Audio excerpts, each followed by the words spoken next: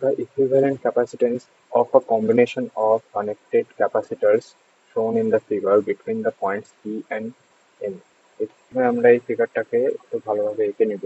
এখানে প্রথমে এই দুটা ক্যাপাসিটরকে আঁকবো, তারপর এই ক্যাপাসিটরটাকে আসবে যেটা দুটো ক্যাপাসিটরের মাঝখানে লাগানো।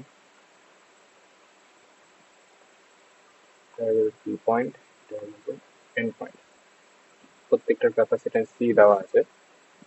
তাহলে প্রথমে এই দুটো ক্যাপাসিটরের যদি ইকুইভ্যালেন্ট পোটেনশিয়াল ইকুইভ্যালেন্ট ক্যাপাসিট্যান্স বার করি, তাহলে যেহেতু এটা প্যারালাল লাগানো আছে, তার মানে এটার ইকুইভ্যালেন্ট ক্যাপাসিট্যান্স হয়ে যাবে C plus C is equal to 2c। তাহলে ফিগারটা তখন এরকম এসে দাঁড়াবে, হয়ে যাবে সি, এটা হয়ে যাবে 2c। আমি এই দুটো যেহেতু সিরিজে আছে, তার মানে সিরিজে C equivalent is equal to c1 c2 by c1 plus c2 is equal to 2c square by 3c is equal to 2 by 3c।